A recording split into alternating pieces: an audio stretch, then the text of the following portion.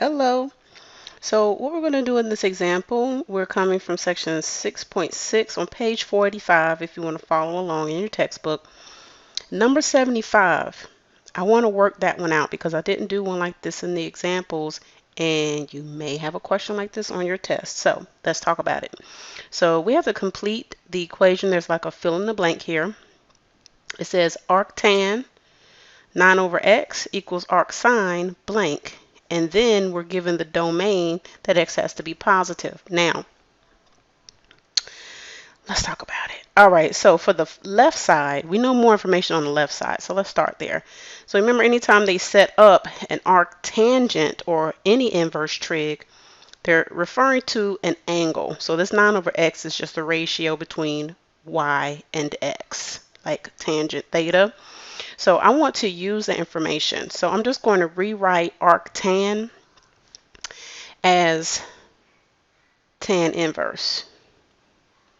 Okay, and then just write the problem as usual, but keep in mind this is actually an angle. Okay, so if you apply tangent to both sides, the equivalent equation would be tangent theta is equal to 9 over x. So since we know that, we also know that the ratio of tangent theta is understood to be opposite over adjacent. So if we actually draw a right triangle, so I'm going to draw a quick sketch of a right triangle, and then let this be my theta. My opposite would be here, and my adjacent would be here at x. So since this is a right triangle, I can use Pythagorean theorem to help me figure out what the third side is, what the hypotenuse is, and let's just call it C. Okay, so if I work this out, it would be 9 squared plus x squared equals c squared, Pythagorean theorem. So if you square root both sides, you end up getting c is equal to the square root. I'm just going to go ahead and put my variable first, x squared, and evaluate 9 squared to be 81. So that's going to be the side, or excuse me, the hypotenuse. All right.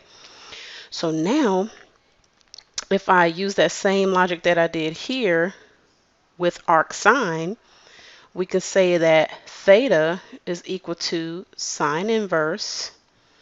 So sine inverse is going to be opposite over hypotenuse. Okay, so opposite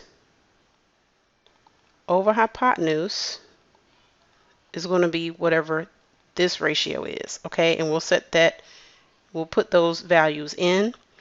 So if you want to, and we really don't have to set this equal, that was if you just wanted to use the definition of sine theta, that function, to see that you have opposite over hypotenuse here. And that opposite over hypotenuse is what's going to fill in this blank here.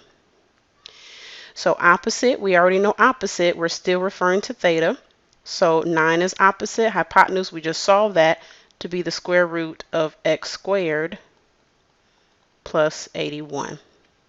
So that would be that blank right here.